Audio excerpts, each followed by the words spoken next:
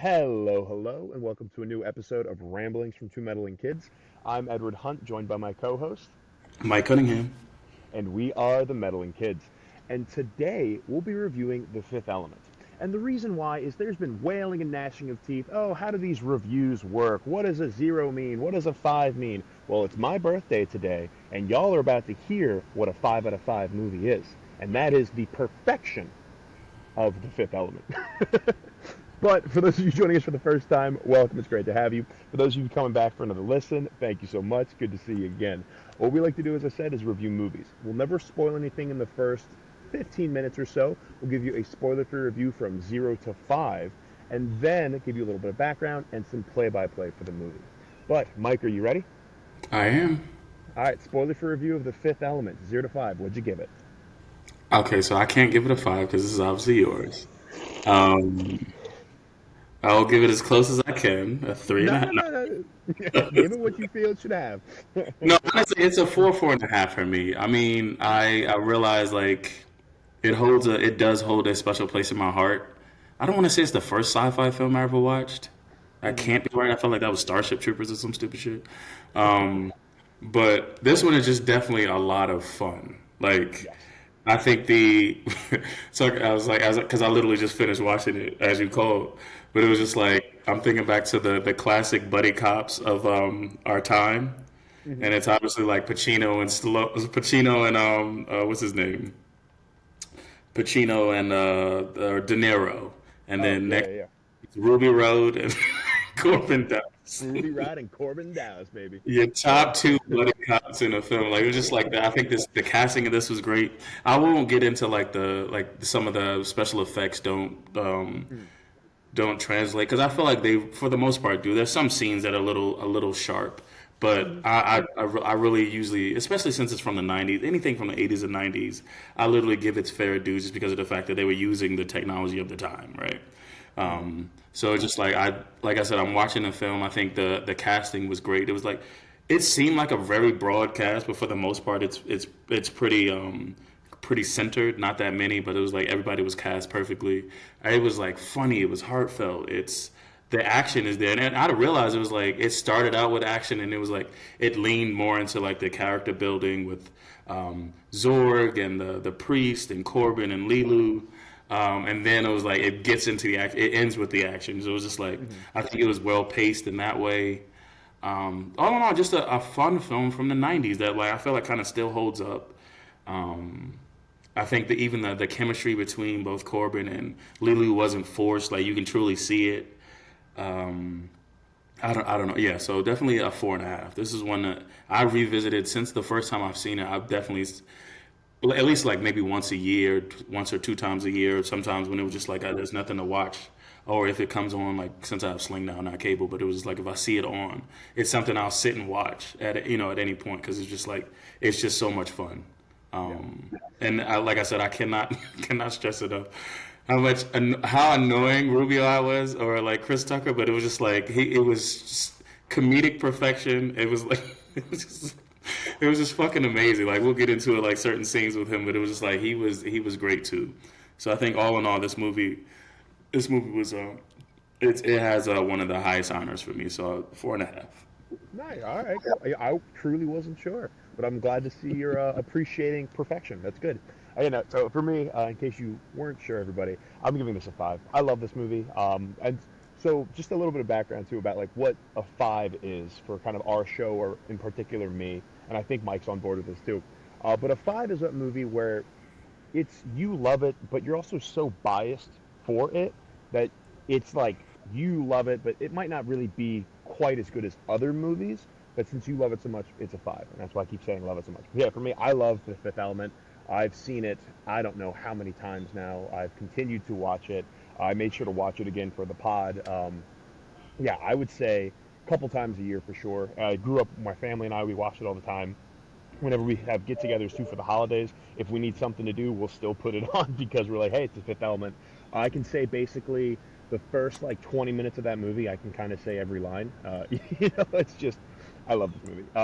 But from a looking at it and the things I love about it, as Mike said, it's just so much fun. I think it's a very colorful cast of characters, but I think it's cast excellently. Everyone does a great job. You have Bruce Willis as Corbin. He is the surly hero, former military guy. Mila Jovovich is for perfection too. And I know we're going to get into more background, so you're going to double hear this. But everyone does a phenomenal job. I think the editing is so good, and that's something that I really, when I was watching it this past time, of just looking at how scenes are coinciding. Of you'll have three different things happening at the same time, but they are editing it and cutting to each of those three different things for different characters just seamlessly, and it makes sense, and it's so good. Even from a sex scene with Ruby Rod to a serious scene of Zorg. No, I apologize. To a serious scene with Zorg reprimanding, his employee. Just across the board, it's great.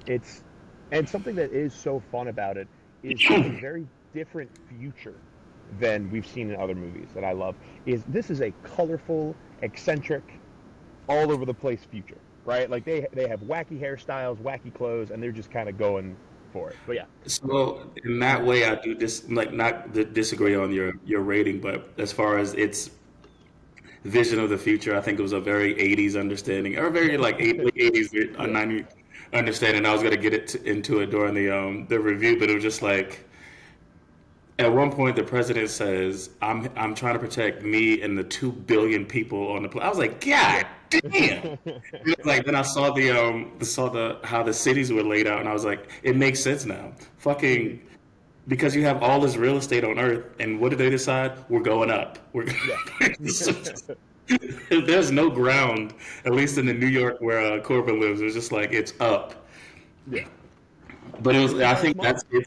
it's very much that's how so many other sci-fi movies that like predicted the future, where there was 300, 400 years in the future. That's how they viewed the future. It was just like kind of like just columns of buildings. Everything was a skyscraper for the most part. Like it's just people stacked on top of one another. I think they did the same thing in like Ready Player One, where it was just like everybody's on top of everybody. hmm Yeah, for sure. I mean, guys, like you see that, and yeah, because like you just kind of assume that humans were just going to pollute the crap out of the earth so much that that's what you have to do. That's the only option. But then you have all those other planets to live on as well. And also, and the final thing I'm going to say too is just like the lesson, like love. That's what it's about, y'all. Just love. Just love your fellow humans, and everything will work out okay. So that is me. I'm giving it a 5. I'm very happy to hear Mike gives it a 4.5. But yeah, I think we very much love this movie. So if there is some chance you have not seen this movie yet, which actually is becoming more prevalent, I have younger sisters. I made them watch it. So background, I watched it a lot with my mom and my stepdad. My dad and my stepmom didn't really. I mean, they like it enough, I guess, but they don't watch it the same way. So I made my sisters watch it. They liked it. So the young people need to keep watching this movie. All right, there's lessons to be learned and things to enjoy. But yeah. So again, I give it a 5. Mike gives it a 4.5. Let's get into some background. I did try not to take too much of Mike's thunder with some of my casting to actors. All right, so The Fifth Element was released on May 9th, 1997. The runtime is 2 hours and 6 minutes. The budget was 93 million. It made worldwide 263 million. So about 3 times its budget, which is really good. Rotten Tomatoes has the critic score at 71, but the audience score at 86. So I think critics were very critical of, at what critics do, but I think the audience was like, nah, fuck that. This movie's amazing. Yeah. Um, the genre is action, adventure, sci-fi. The director is Luc Besson, who prior to this had directed Leon the Professional, um, which I didn't realize that. It's funny too because it was just like as I'm doing research for this, it was like, all right, I know this name, the name of the director. I know he did this, but it was like for the most part, I don't think he really had another big hit until Valerian, and even that one wasn't a bigger hit. Like that was like a passion project of his that it still had these sci-fi elements in this world building, but it didn't really hit the masses. I think the way that he wanted it to.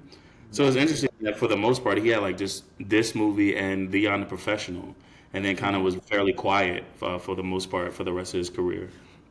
Oh, he But I had mean, Lucy. That was that Scarlett Johansson movie, right? yeah, Yeah. that was another one that was just like I think Yeah. didn't hit as much. I mean, the biggest part was Scarlett Johansson and what's his name, Morgan Freeman. hmm Yeah. So besides that, yeah, Yeah. like Valerian was like the sci-fi effects were cool, but Yeah. other than that, I mean, also because you take the source material, Valerian is just this huge comic, like with so much lore. So to try and condense all of that into like a 2-hour movie, it's always very hard. But like the effects of Valerian were cool, but that was about all Valerian really Mhm. had going for it, if I remember. Yeah. Yeah. Okay, so the cast, you have Bruce Willis as Corbin Dallas. Just a background from, so this is '97. So around this time, obviously, I didn't realize, I did realize it, I guess, that Bruce Willis was an '80s movie star, right? Hmm. So a decade before, he had Die Hard, Look Who's Talking, and then The Last Boy Scout. I think right before this one came out was 12 Monkeys and Pulp Fiction, and like in '94. So he was on a bit of a run as an action star.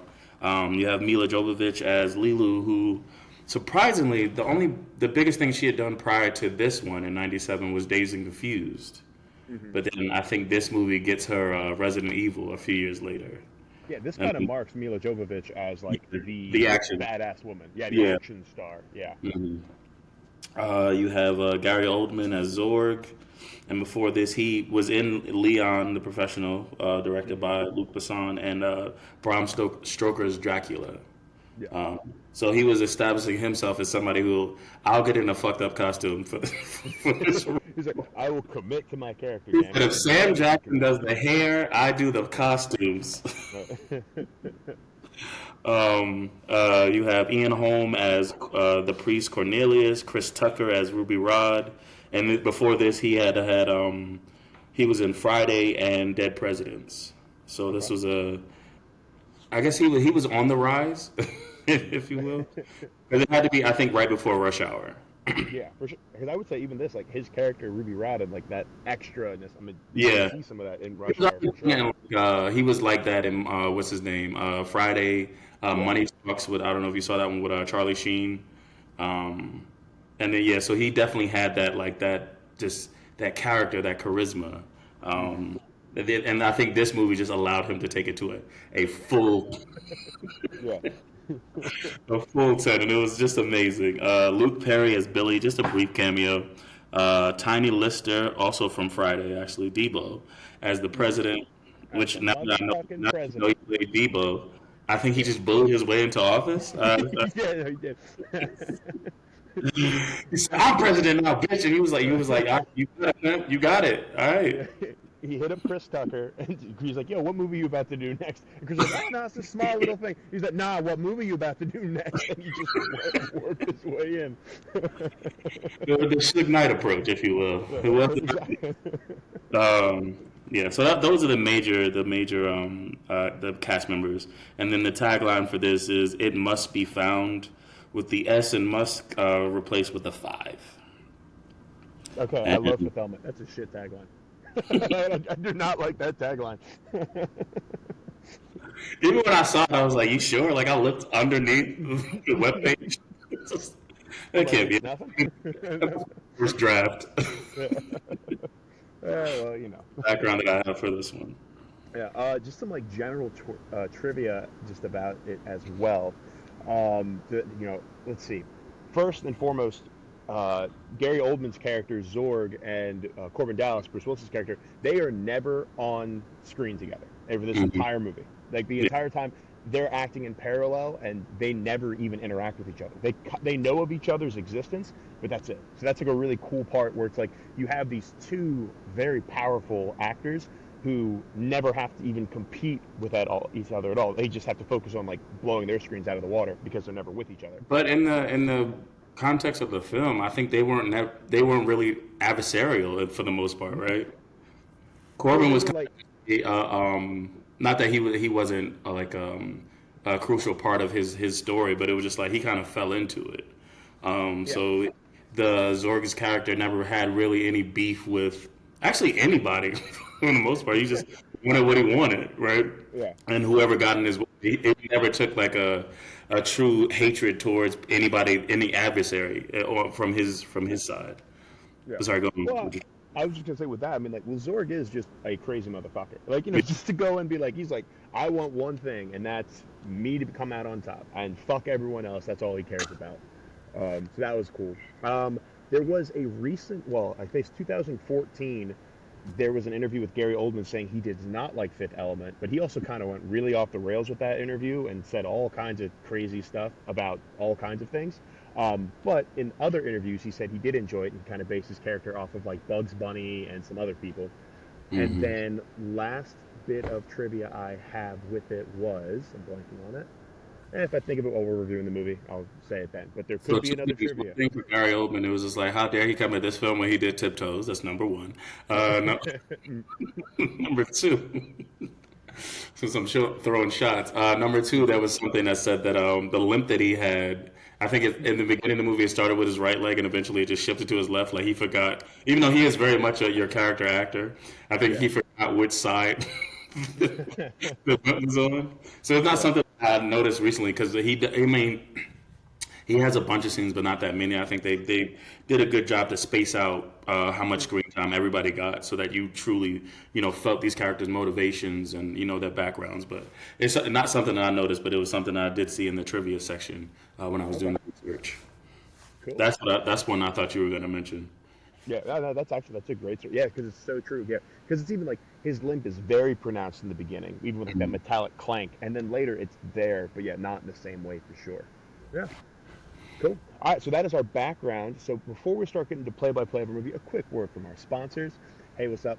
Me as always, and it's my birthday as well today, so you should really listen.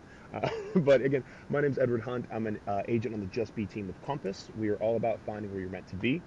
We are in the DMV, that is DC, Maryland, and Virginia. So if you have any questions or want to hear about how the market is in your specific area, feel free to reach out any time. If you need any contractors or handymen, or you need some mortgage brokers, we can also connect you with some phenomenal people who will go above and beyond for you. Also, a great thing about working with Compass is that we're a nationwide brokerage. So no matter where you are in the United States, feel free to reach out to me at any time, and I can still connect you with another agent. For example, my parents actually are looking at a place in Delaware, and I'm not licensed in Delaware, but I was able to find them a great agent in Delaware, and they're working with them now. Things like that. Also, oh yeah, Hunt Comics. We are moving on to printing. I got the confirmation from my printing, so we will be printing. And as soon as I get that printed, I'm going to be putting it on Global Comics as well, so that way everyone can read it. I just want to make sure I'm giving my Kickstarter backers the comic first. But yeah, those are a quick word from sponsors. Let's get into it. So, Fifth Element is a movie that takes place thousands of years before. It's so they say sci-fi, but really it's a BC movie, I think, actually. Right, Mike? Back me up on this. Yeah. Almost. So close. But yeah, so we open with an alien ship kind of in the Earth's atmosphere, and then we jump to Earth. It's 1914 in Egypt, Hmm. and there's this archaeologist. He's like studying some ruins in a pyramid, and you see like he has an assist. I don't know if Billy was his assistant or like bodyguard because he was armed for whatever reason. I'd say Billy was definitely like he was the professor, and that was his research working on it. So that was like the student working, like probably a PhD student working Okay, on it. like a Would be my guess. teacher's aide or something. Yeah. Okay, got it. Hmm. So yeah, you have the archaeologist or the professor. Yeah, you're right. He did call him the professor. The professor, Billy, his assistant, and then I think they're using a bunch of the local little boys to hold up mirrors to shine light in the pyramid. And so you see this little boy who's clearly exhausted from holding up this mirror. So he constantly keeps getting yelled at. He's like, "Aziz, light!" Right, that's the key from this scene is Aziz light constantly.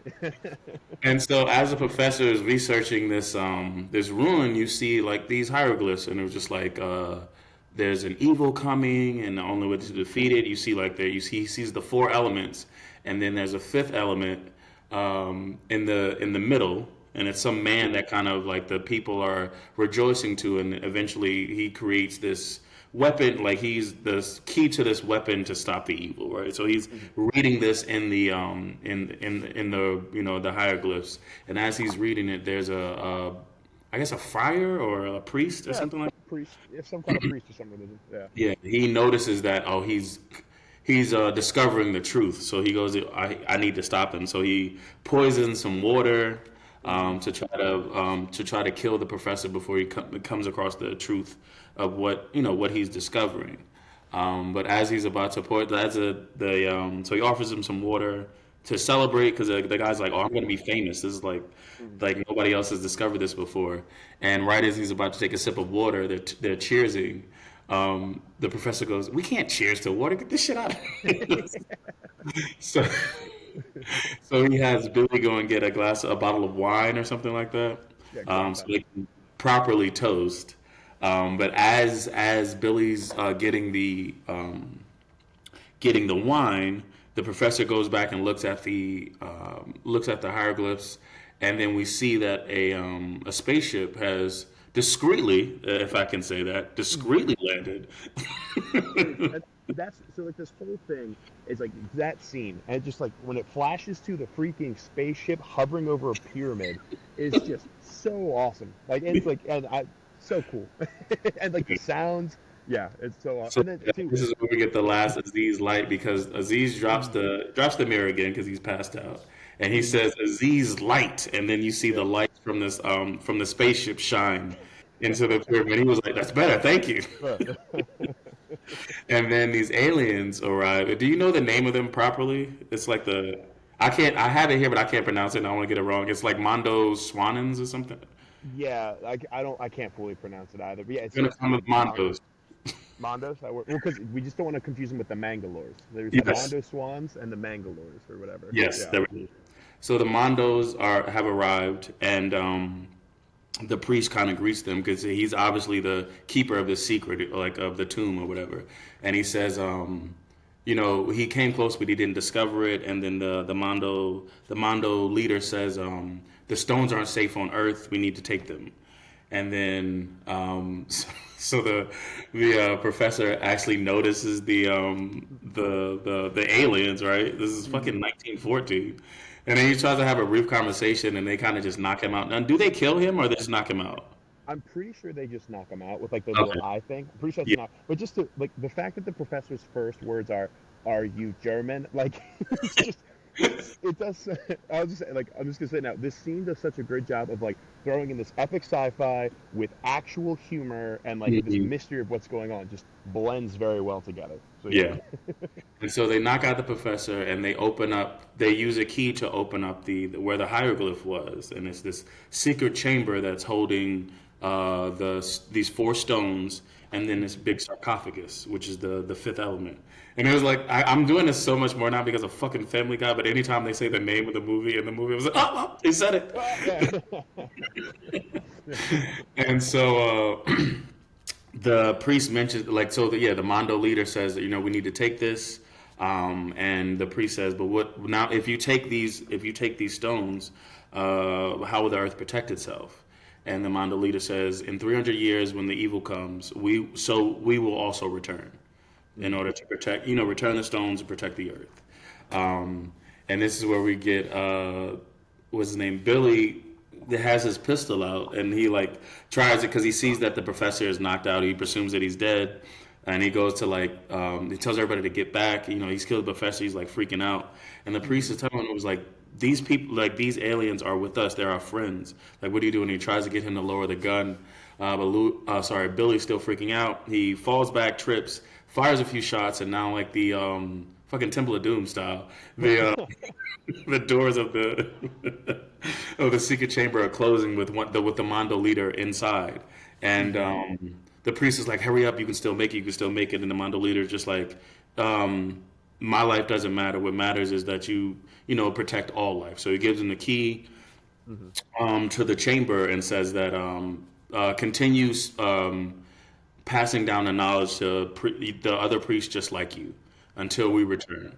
And then so that's the priest's promise that he will continue passing down this knowledge of the elements and the coming evil and how to stop it. He promises that he'll do that until the Mondos return. And that's the opening scene. Yep. And then we jump to, I think just says 300 years later, Mhm. and it's like some outpost, like some federated territories outpost outside of Earth. They notice some entity or something like growing and is approaching Earth.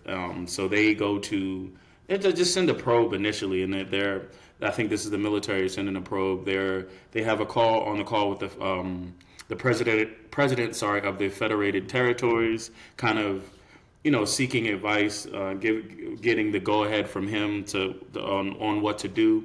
So they send the probe, and as they're sending the probe, waiting for confirmation on whether this thing is evil or not, we see that the president also has an advisor who is the current priest in Vito Cornelius, and he's trying to tell them that like this isn't a good idea or anything like that, but president isn't listening.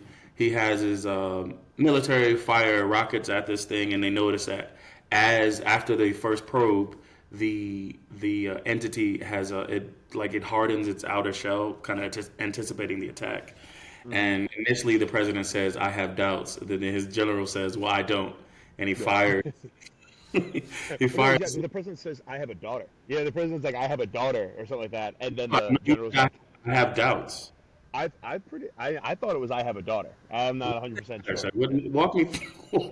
Yeah. Well, just because like he's saying that he's like he doesn't want an incident, he doesn't want this to be a whole big thing, Mhm. and then he's like telling to the because the general's just like, "I like to shoot first, ask questions later," Mhm. and they just kind of go. But yeah, either way, I'm just like the president's like, "I don't know about all this," and the general's like, "Fuck it, we're going to blow it up, Mr. President. I got this shit." So he He says, fires. "I Yeah, got the this general shit." fires 3 rockets at the entity, and nothing happened. It kind of grows a bit, and then the president's like, "General, what happened? What happened?" He was like, "Did you destroy it?" He was like, "Not yet, sir." So he fires a few more, and nothing happened. You just see that the entity is growing because that's something that the priest had said. He said. Evil only begets evil, or something along those lines. Basically, saying that if you attack it, that's what it wants. It'll grow stronger and bigger. And after he fires that second round of missiles, communication is kind of cut off because you see that the entity is now controlling everybody on this whatever outpost or whatever that the military is on. And like you see like a trickle of blood running down his head, which is a sign that the entity is like controlling you. So I guess he's speaking to them or saying something, but you just can't tell. Yeah. And now we know that this entity is hostile. And I think Vito, I think then it jumps after we It get that explodes in out. like that fiery skull. Yeah, explodes to a fiery skull. That's how you know it's evil. Something explodes to a fiery skull. That's evil. Sauron, right? Boom, Yeah. boom. And then we jumped and we meet Corbin Dallas quickly. And like he wakes up in his apartment. We get bits of exposition. We get a kind of bit of this world that we're in because up until now we haven't seen right. We've seen Egypt in the 1900s, which is fairly in that time modern. Even though they did experience aliens and thought nothing of it. Yeah. And then we jumped 300 years later, but we still haven't seen how the world exists in this time. So I think he's living in like New York or some shit like that. Yep. Um, South Brooklyn. yeah, we see his apartment, and I thought this was really. Once again, it is always interesting to see how um, directors or who like storytellers, creators, like how they think the world is going to be in the future. So it's like you see his apartment, everything is like it's a not even one bedroom. It is like a dorm room at best. Yeah. Um, Everything is kind of compact and fits into one another. Like his bed slides underneath, like a shelf. His shower turns into his closet or something like that. Like Yeah. everything His kind of fridge. Yeah. yeah. So I thought that was like kind of really cool to introduce the world. He gets a call from the general or something like that, and this is where you That's get the first. Well, it's well, he calls him Finger. Finger's like one of his old buddies, the yeah old military yeah. buddies. Finger's telling him to bring his cab in. Okay, So like okay, okay. So it's his boss from the cat company. Sorry, yeah. I couldn't figure out why he was mentioning his military service. They like Um, serve together. So like the okay, guy yeah, that Finger. makes sense. Now, yeah. Yeah. Mhm. But yeah, so he gets a call from his boss who he had served with. So they mentioned that he's been out of the military for 6 months. Um, he mentioned that he's a bad driver because he doesn't have that many points left on his license. His wife left him. Just Yeah. a bunch of with this Bam, bam, bam. Yeah. letting you know about this guy. And then the funniest thing to me was like he goes to open his door. So like there's a monitor right at your door to let you know who like there's a camera right outside the door. And so he looks at the monitor and it's clear. It's just a hallway. Nobody's outside. And he opens his door and there's some guy with a gun and a helmet with a picture of his hallway. And Yeah. like, he's like shaking. And it was like, I couldn't tell what this was meant to be because I kind of forgot about it until I rewatched it today. So can you walk me through? Was he just a junkie robbing people door to door, like, or was it his neighbor? Like, I Yeah, don't. yeah, this was definitely just some junkie that was just robbing people, and that was like, how, it's happened before. This is what he got. So it's, yeah, dude has his like little hat on, which just looks like the empty hallway, so he can just go down the hallway robbing people like this, and he's clearly some kind of junked out tweaker because he's like, Yeah. yeah, and then, yeah, and this is like, so just with what you're talking, so everything Mike was saying, it just makes Corbin kind of look like a little bit like a down and out, kind of Hmm. a bit of a loser now at this point in time. He's just like trying to figure his life out, whatever. And then you have this scene which is hysterical and just shows Corbett. No, no, he's still a badass. Like he's got a gun in his face. Some Yeah, he's tweaker like witty still to pull calm. a He remained trigger. calm. He's like helping the guy Yeah, rob him in a way because he was like, "You hit the button. The safety's still on, yeah, guy. What do you do?" yeah. Well, that button was the deactivation switch, and he Yeah, was I know, just I like know. totally He's bluffing like, that I guy didn't know. out. Yeah, But it's like also we're talking about like giving the backstory to Corbin not only as a character but his military background. He like or this has happened before. He hits a button like near his door, and it was just like it's just another closet full of guns because obviously this has happened. So yep. he's just It happened collecting once or weapons. twice. So he points a gun at the guy and says, "That's a really nice gun." So not really nice gun. So the guy gives him the gun.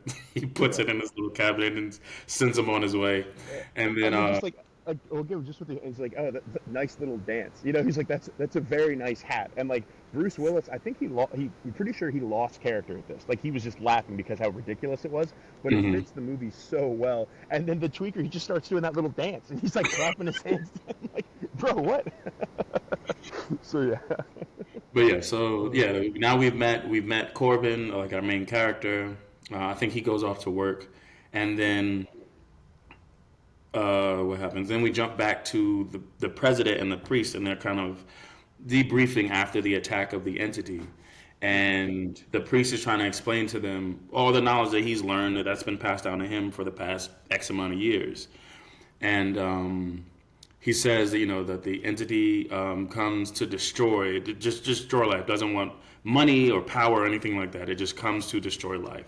And the only way to stop it is to get these stones from the Mondos when they return.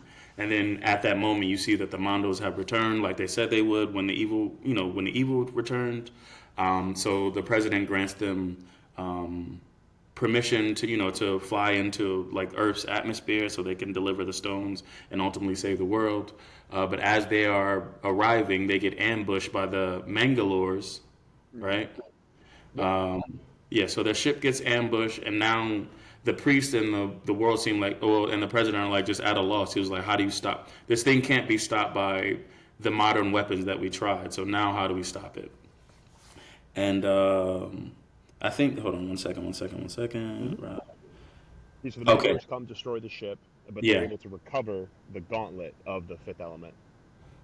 Yeah, so yeah. So after the Mangalores destroy the ship, they call Zorg and they tell him like the deed is done. You'll have your shipment in a few hours, Yep. right? And he says, "Meet me at my warehouse." And then so that's the Mangalores, and then the military say that every no there was no survivors except for one. There was a body in a sarcophagus.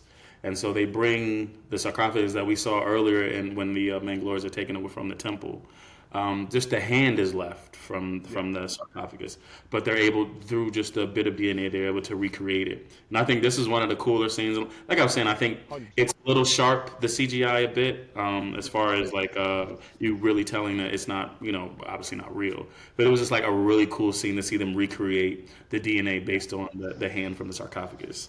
Um, and so they recreate the fifth element. They thought it was going to be a man. It's a woman. And Boy, is so it. and so they recreate the fifth element. They wake her up, and she starts speaking in the ancient tongue. They can't really talk to her. And Mhm. so the head of the military is like, since he said, is the chamber safe?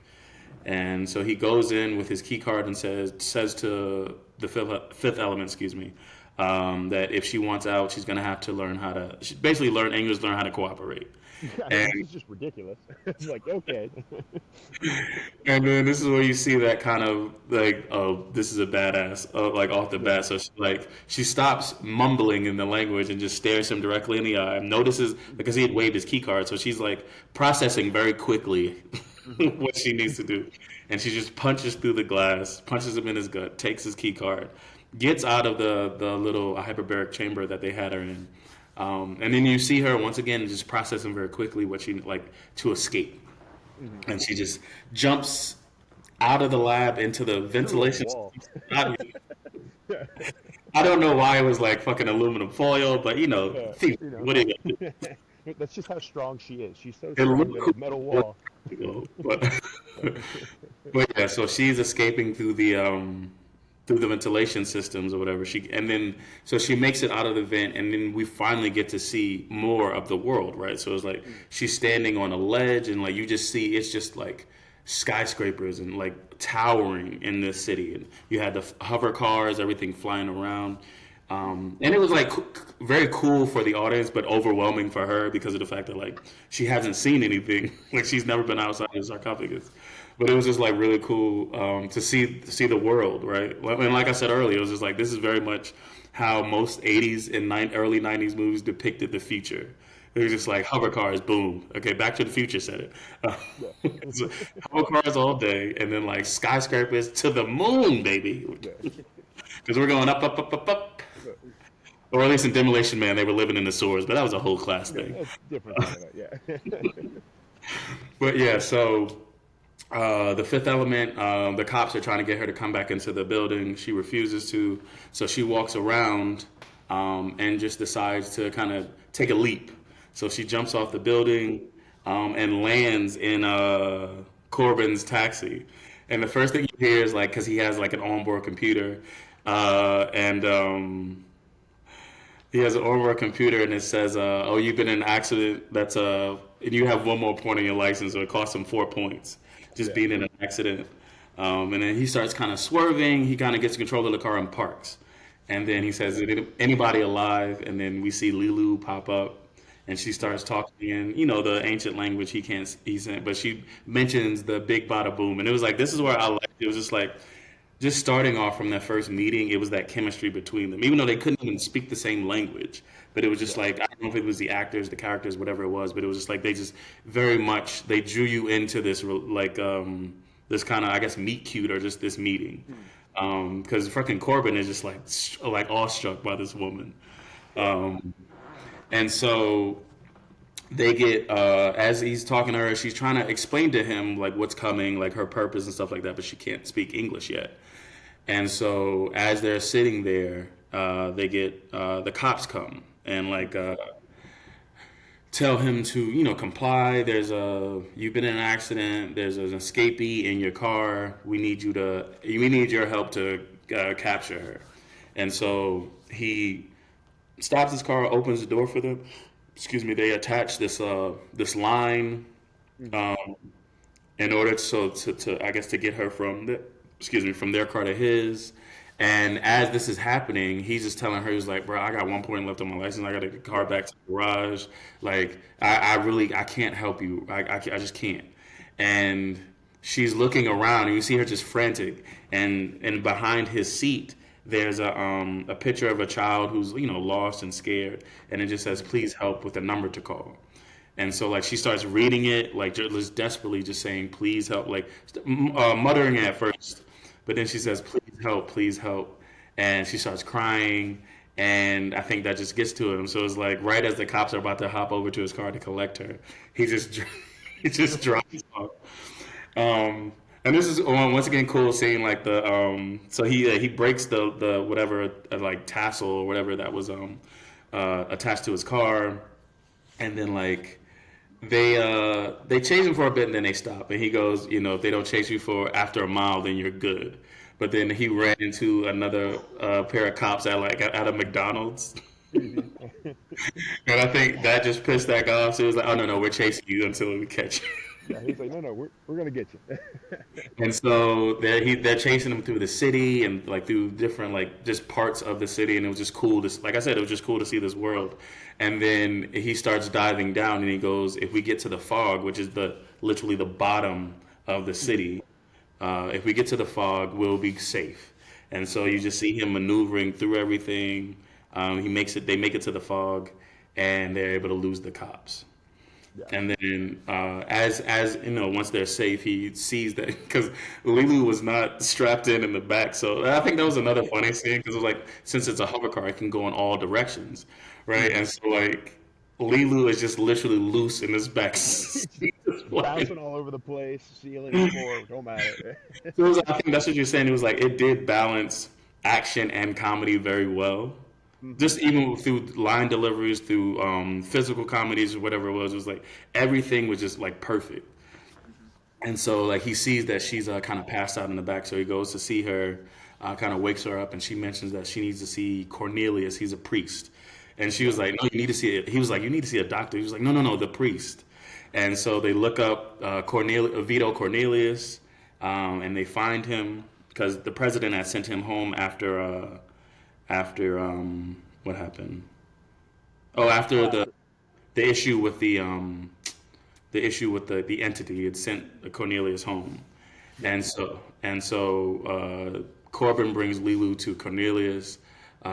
He sees that there's a tattoo of the four elements on her wrist, and he recognizes who it is. It is the fifth element, and so he goes to first of all he passes out. Corbin wakes him up, and then he goes to kind of get dressed in the official priest garb, and he tells Corbin to wake Lilu up. And this is where it was just like, come on, Corbin, what are you doing? So he tries to like lightly wake her up or whatever. She doesn't respond, so he kisses her, and immediately she puts a gun to his head. He was like, up, saw that coming. Yep. And it was Should have done that. yeah, and as I'm watching, I was like, exactly, you creep. There's only two proper ways to wake somebody up, and that is with a harp and fucking woodland critters and bird sounds, or you're smacking their face and say, hey, you.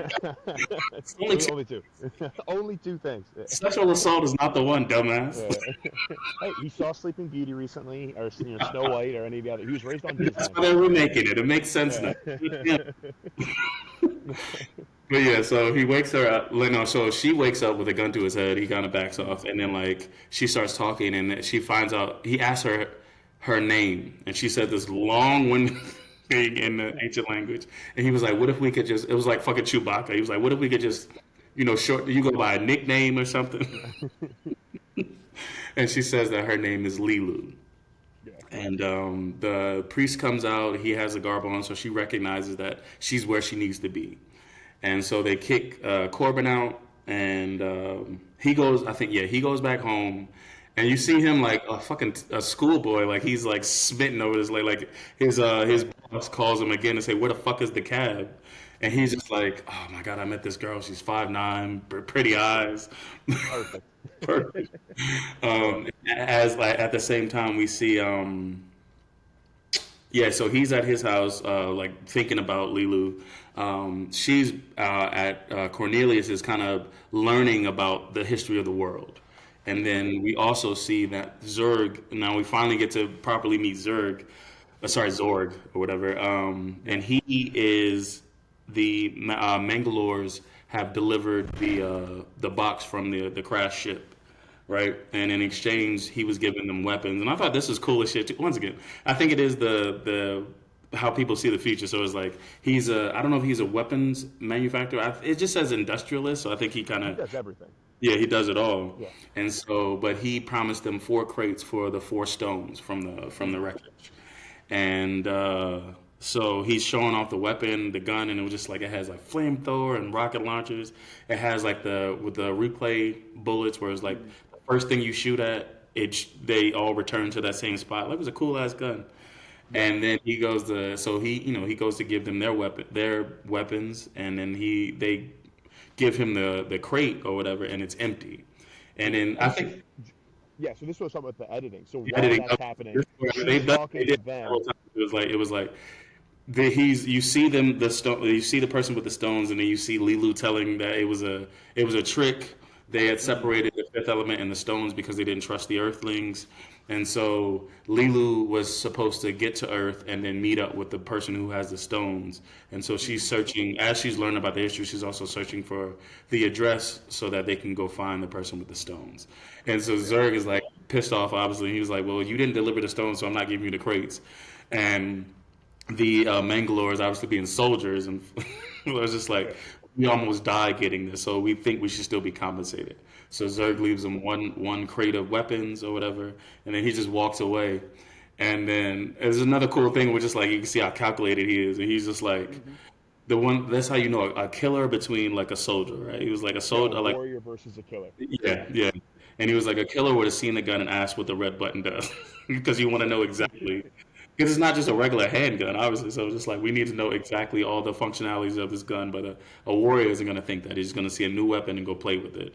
And so we see, and I think this is it. The movie properly balanced slapstick with severity, right? So it's like obviously these are like the Mangalores are terrifying to look at.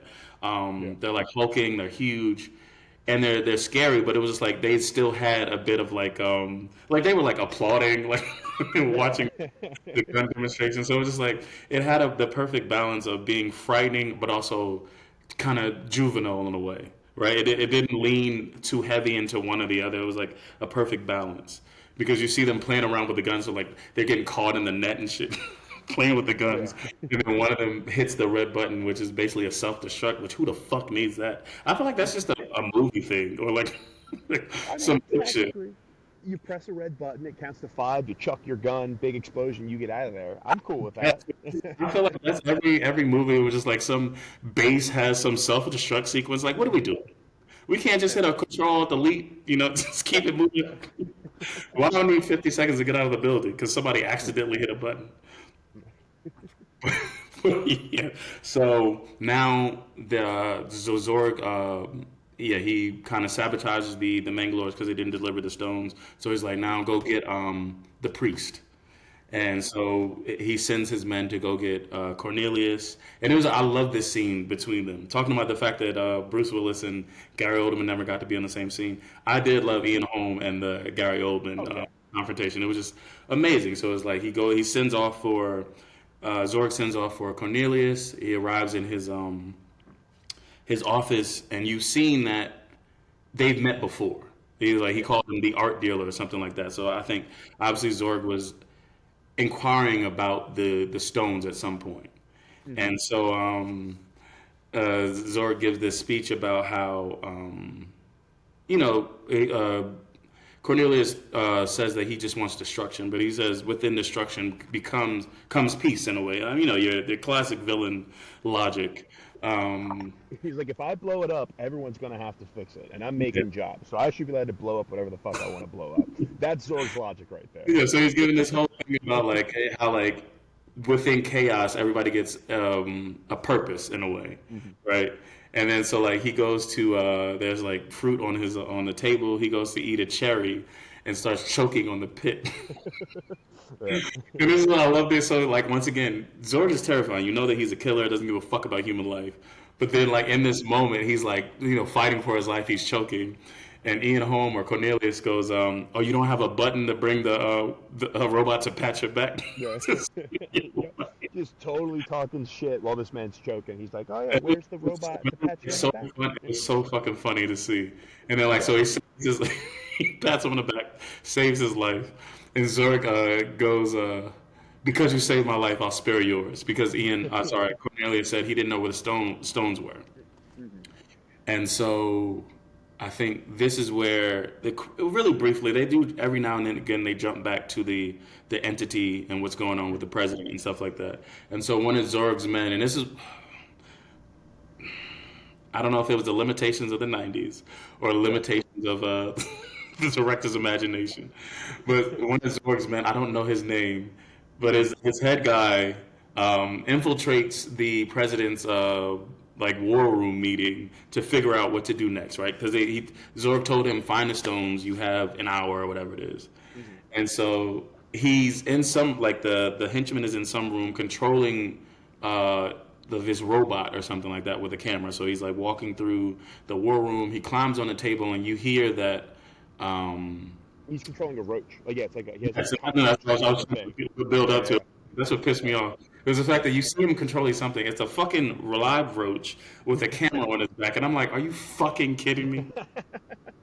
yeah. I mean, hey, All the man broke, don't technology fix it. in this fucking movie, and it's a roach with a fucking camera on it. Simple's best sometimes. All right, sometimes keep it simple. Stupid as best. Anyway, but through this, we find that the Mondos were obviously.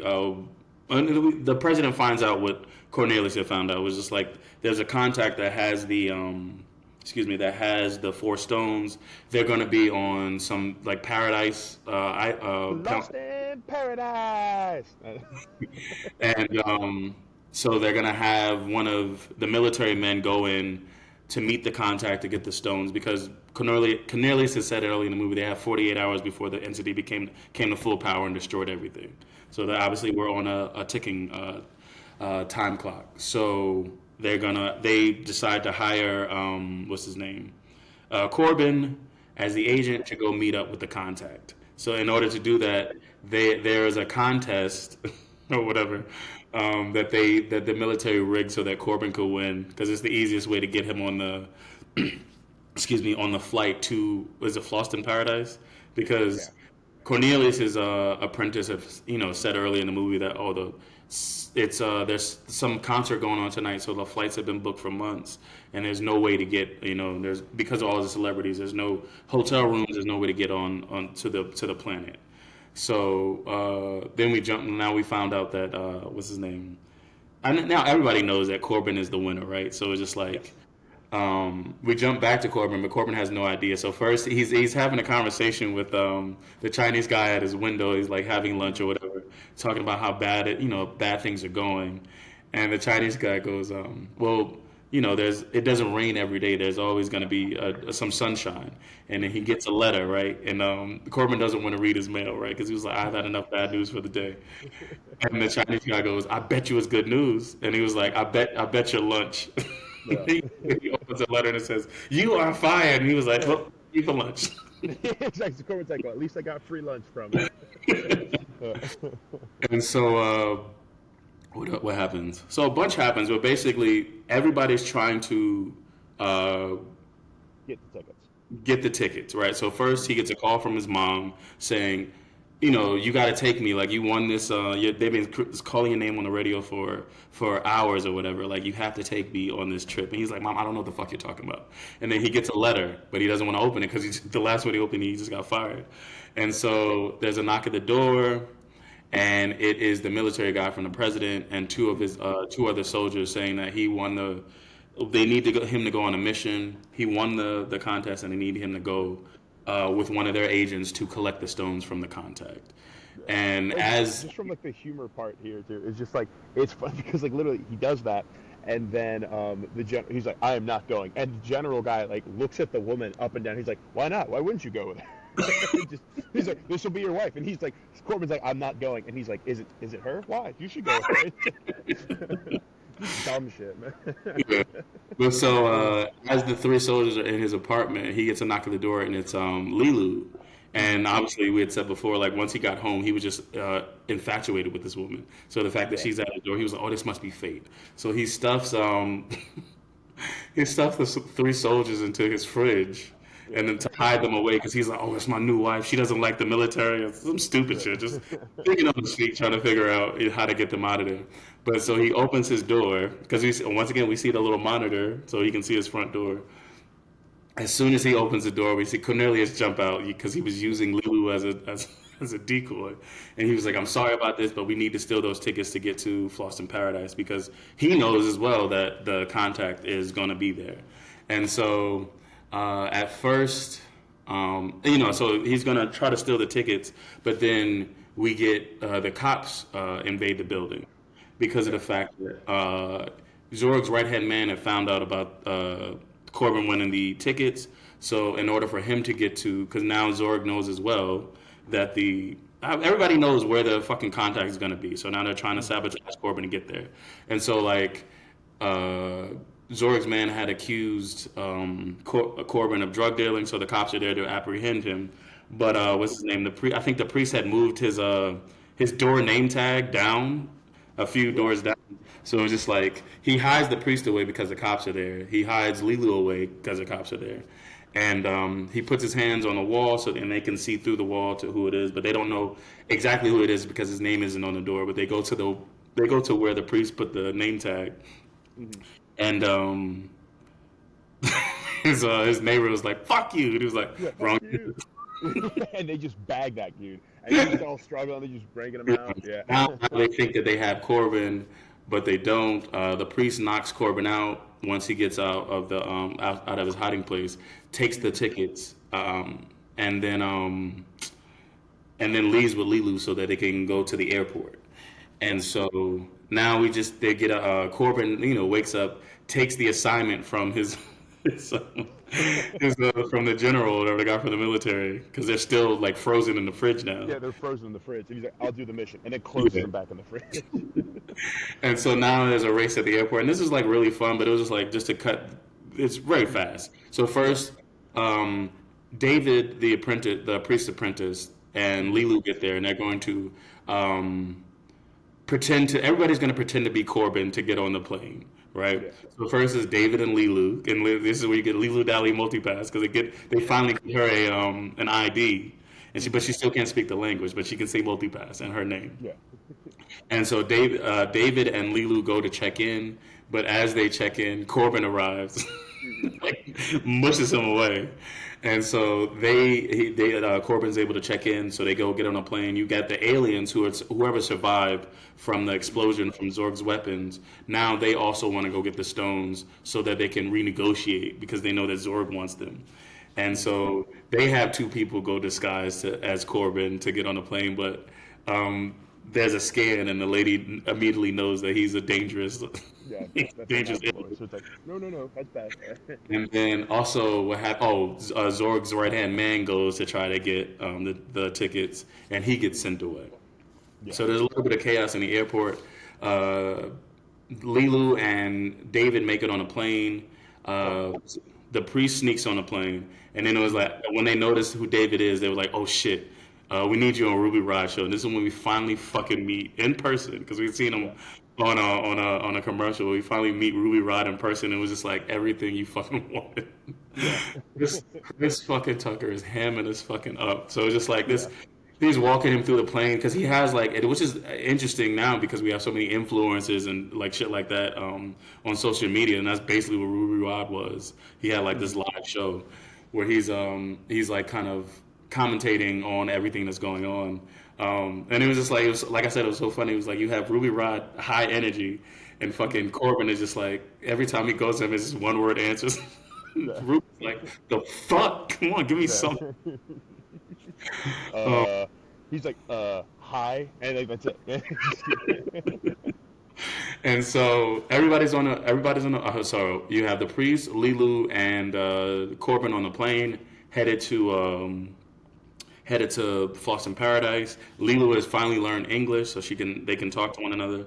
So they're headed out. Zorg's right hand man calls him and says that he couldn't make it on the plane because he doesn't know what happened. And this is where once again, after seeing Zorg almost die getting choked out, he goes back to his sadistic style and he just blows up the phone booth that his man was in. So with that, just like two things with it. So yeah, so like this is what I was talking about, that editing of like right now you have Ruby Rod who has seduced one of the flight attendants, so he's Oh yeah. and doing all of this, and then you have the flight, your ship itself getting ready to launch, and then you have Zorg's henchman talking on the phone booth. So you have like these three things happening, and like so the three explosions. You have the explosion of the woman orgasming, you have the explosion of the ship taking off with the thrusters, and you have the explosion of the phone booth, which is just so cool how it's all interspersed. It's very seamless, yeah. Yeah, and then also with that too, just the fact that Zorg literally is able to blow up any fucking phone booth in the entire city. This man owns the city, and he's just like, yeah, I can just blow up anything I want with the press of a button. That's terrifying. Yeah.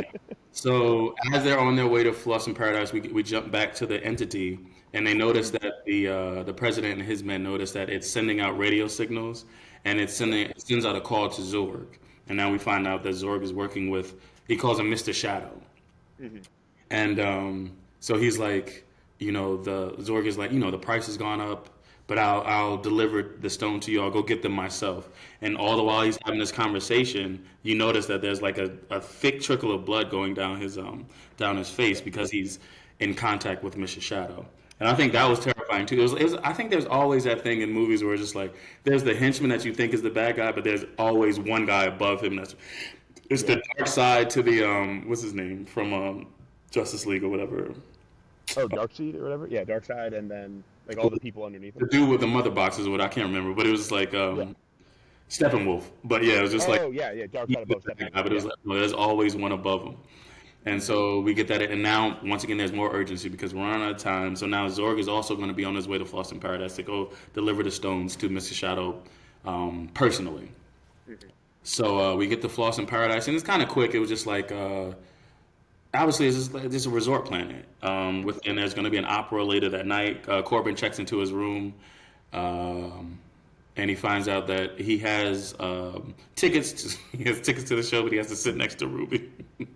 Which is the last thing he wants to do. While he's doing that, Lilu goes and meets with the contact and it happens to be the opera singer. So one of the people in her entourage goes to Lilu and says that thank you for coming. The diva will give you what you came for after the show. Just wait here. And so Lilu's gonna wait outside until the show's over. The show happens and it's great. And I think it goes back to what you were saying about the editing, because like as the diva is singing the song, it's an opera song, and then mixing a bit of like hip hop elements. It was really cool. As she's singing, the Mangalores come and they go into the diva's suite and kill her men, looking for the stones. And Lilu sees this, and she feels this animosity because the Mangalores was the one who shot down the ship that she was in and killed all of her people. And so this is where we get once again. It was action. It was like bits of action, but not too much. And it was like now you finally get the action. And so fucking Lilu just goes in there, and it was like the soundtrack of her whooping ass is the diva's performance, and it was just like I guess I never noticed the editing, but it was just like I guess I noticed it, but didn't know how to articulate it.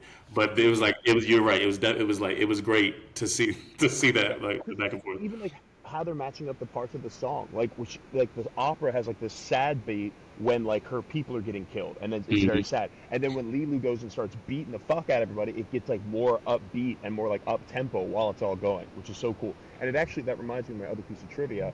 Bruce Willis had never heard the Diva, the opera song before. Like Yeah, yeah. that scene was the first time him hearing it. So his Oh, you can see reaction to it, yeah, it. you can see it in his eyes and his face. Like his Because I reaction is did so notice cool. that it was just like he was really taken away by the actual performance, and I guess that's cool to know that that was not fake. That was like his actual reaction.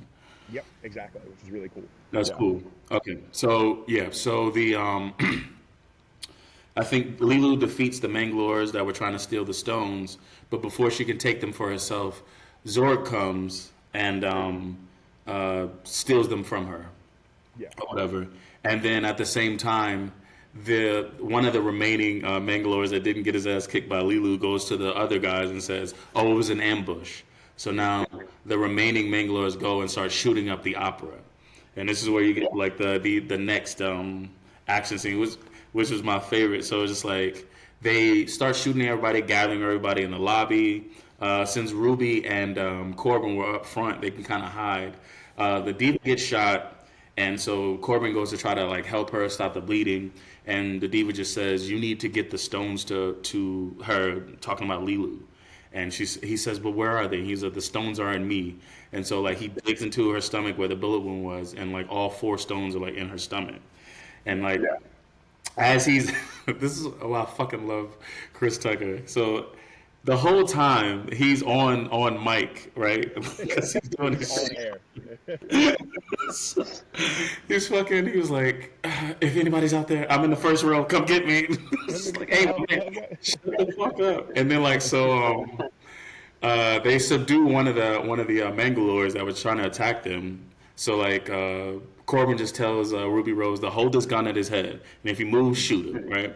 And so, like, as he's pulling out the stones, I think he gets one of the last ones, and Ruby Rogers gets nervous and shoots the guy in the head. And it's like, this is why I love, this is why I love Chris Tucker. Because he goes, "I'm so sorry. You think he's okay?" You think he's okay? Yeah, you think he's gonna be okay? He's trying to like straighten up the bullet hole in his face, like touching it. But then, so yeah, so now, what's his name? Corbin has the stones, but the gunshot has alerted some of the other Mangalores to the front of the the opera house or whatever. So now Corbin needs to shoot his way out, and this is another dope ass like just Yeah. action scene. Like so, he shoots it like, cause, and then at the same time because the president and his people are listening in on Ruby Rod's performance, they can hear exactly what Corbin is doing. So he's like kind of judging Corbin as to why they picked him. And he was like, the general goes, "My man's perfect. He's gonna get out there very discreet." And then the next thing you know, it's just bullets. He'll be able to calm everything down. Don't worry, it'll be fine. And they just he's just killing everybody. This is such a cool thing. So it was a scene where just like he pretends to be a very fucking diehard. He pretends like he doesn't have any he is unarmed or whatever to try to like disarm the Mangalores, and then like he makes a sign at Ruby or something like that. And this is what I love because once again Ruby's like talking out loud because he's so used to talking to his audience. But it was like I think he's trying to show me something. Just like Ruby, shut the fuck up, please. And so like they shoot their way out. They like Corbin is able to subdue all of the Mangalores that are in the lobby that were holding the different people hostage. And then like but there's a few Mangalores held up in like the captain's quarters or something like that, and they have a few people hostage. And Corbin goes, it was like, "Oh, they're Mangalores. They won't." And I think this is just a movie thing. We're just like, if you kill their general, they'll surrender.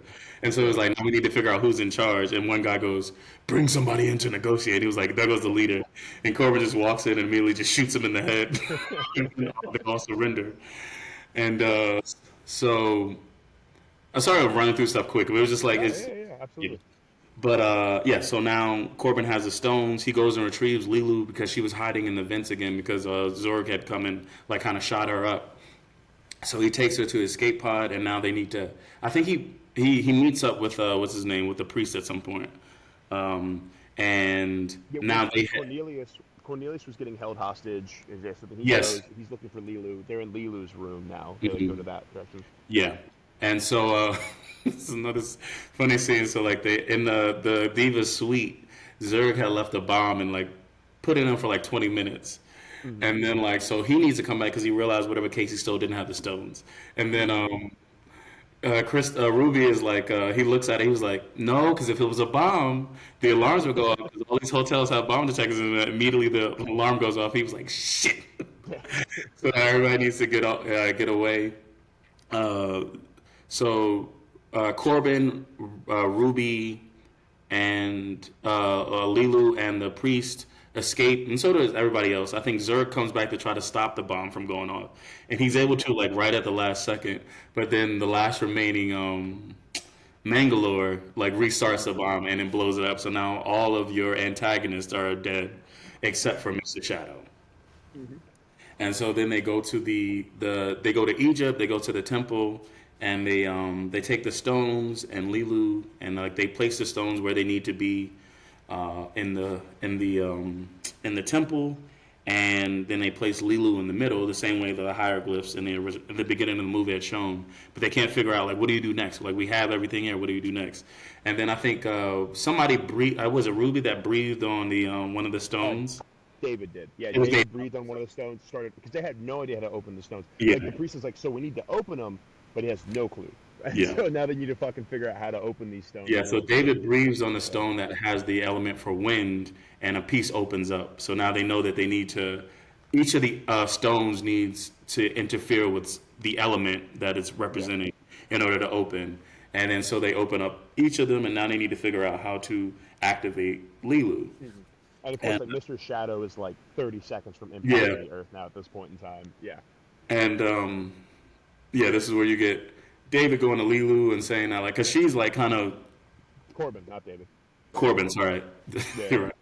It's because he said he called himself David Corbin Dallas or some shit like that. So it was fucking. Okay, yeah, But yeah, Corbin goes to Lilu trying to activate her power, and she's just kind of like she's tired, and she doesn't believe in humanity anymore because I think she's yeah, seen like war, and she's seen the atrocities that mankind has done to the world. But he was like, yeah, there's bad things, but there's also there's also good things. There's love on some anime shit, and and then I think that finally activates her powers, and she's able to become the weapon that she needs to destroy Mr. Shadow. yeah. Well, it's because she's like, love. I wasn't built to love. No one loves me. But since Corbin loves her, that's Mm. why the beam can now activate coming out. Yeah. And so the day is saved. I think they fly back to somewhere or They're back whatever. in New York. Yeah, they're back in New York, and then they get put in like that hyperbolic chamber again to like Yeah, kind of to get them to. heal. Because don't remember, Lilu got shot like a billion times, like an hour or two ago. So there's that going on. But so they put them in the chamber together, and what do two consenting adults do when they're put in a sexy chamber together? Well, they bang. Uno. And yeah, so the president comes in, and the president's like, "I want to congratulate them. I have a bunch of meetings." And the scientist is like, "Oh, they need some time." And then then it zooms in, and you see them like making out, and that's like the end with like a Mm. pretty great score at the end, and that's the movie. Cool. Let's talk any like specific likes or dislikes of the movie. So let's start with likes. Mike, anything that we didn't really touch on while we were going through summary likewise? No, I think we touched on everything I like. Like I said, it was just a lot of fun. It's one of I don't want to say one of the few times, but I think they seamlessly married the different genres. Like we said, it was action, it was sci-fi, it was adventure, it was comedy, and they did it so well. But standout performance for me, like I said, I think everybody was cast very well, but I think just Ruby Rod, Yeah. it was a bit annoying. It can be annoying to some people, but I just think it was just hilarious. It's just Chris Tucker. But yeah, so I'll say what I really liked was just the comedy and how it fit. It didn't take away from anything because I think oftentimes, at least now, the way people write things was like some heartfelt moments get ruined by the comedy because they don't want the audience to feel. But I think they were able to do heartfelt, they were able to do comedy, they were able to do action, uh, all seamlessly. So I really like that. And then just Chris Tucker's performance as Ruby Rod, like one of the Yeah. great sci-fi characters Oh, of for the. sure. I mean, Ruby Rod is so fucking good. And yeah, I agree. Because, like, yeah, that was like a complaint about this movie was like Chris Tucker's Ruby Rod being annoying. But I think it goes very well with the movie. It provides a lot because if Mhm. you didn't have like this comic relief character, it would be like very different kind of movie. So to have that comic relief, but it doesn't take away. And like he's a Ruby Rod himself, like the character is a joke because he's a caricature of things. So it's Mhm. like everything he's doing is like kind of extra over the top, but it's a really fun way of having like this physical comedy in this movie without it trying to be anything but funny, which was awesome. So with also like something I liked, and we touched on it a little bit, but just like how just as it transitioned from scene to scene, because like you have such a powerful scene with the diva and like the opera, like it gave me chills like watching it again like an hour ago. Then you even have like Lilu when she's watching the war, when she finally looks up what war is, and it, yeah, as you said, it like shakes her belief in humanity. Very powerful scene, and how it just kind of like hops from scene to scene and like emotion to emotion, but in a way that doesn't give you whiplash and lets you just kind of like accept and absorb all of it. For me, obviously, maybe for some, and maybe it's too sporadic, but for me, I think it does it phenomenally of just like yeah, meshing everything together. Also just like even other like small little things of like the very beginning, there was one scene where it's like, oh, this person sounds like a freak, and the scientist is like, I can't wait to meet him, but because it's sci-fi, like his eyes are green from like the like blue light and everything on it. It's just so Mhm. many little small things I think are just done very well. Dislikes? Anything you didn't like about the I movie? think the only thing I disliked was like the Mr. Shadow. I wish it was a more of a looming threat. I don't know. It was weird, and the I guess the villain didn't seem that threatening to me. In a way, right? Yeah, Because if you have this, it's like how do you defeat Galactus, right? You know what yeah, I'm saying? Like it's not going to be with a fucking sky beam like this fucking Marvel, yeah, but I think maybe if it was more of a some physical presence or something like that, I think that's why they represent the devil so often or something. Whatever it is, it was just like you put it in something that's more imposing, then it does bring that threat to the or that that sense of urgency to the character. So I think Mr. Shadow sounds like a dope ass name and all that stuff, but it was just I don't think the villain itself was as terrifying to me as it could have been. But that's just once again a nitpick. So Oh, for nothing sure. nothing No, too hot. yeah, no, I get that. Yeah, because like you'd say, like he's almost like too grandiose, where it's like so it's like it's almost like too big, where it kind of takes it out of context almost. Yeah. Of like he's just a planet like an asteroid coming to destroy the world. That's kind of what he is. But I agree. Other than that, dislikes for me, because I 100% here. Dislikes for me, really my only dislike of this movie would be of anyone who dislikes this movie. I think it's probably my main dislike. No, I mean I don't really have any dislikes. I think it's a great movie. Cool. So now let's get just so Mike, your original review is a 4.5 out of 5. After talking through everything, do you stick to 4.5 out of 5? Yep. 4.5. Yeah, Yep. yeah, 100%. I'm sticking with my 5. This is a great movie. Love it. But yeah, so that is our show, everybody. Thank you so much for listening. If you'd like to reach out to us, you can reach us at 2meddlingkids on Twitter and Instagram. And if you'd like to email us, it's 2meddlingkids@gmail.com. Mike, how can they reach you? At Days from Legendary on Instagram. Excellent. If you'd like to reach me, you can find me at EdHunt77 on Twitter and Instagram, and hunt.comics for all my comic Instagram stuff. But otherwise, we'll see you next week with a brand new movie, y'all. Thanks for listening. Bye.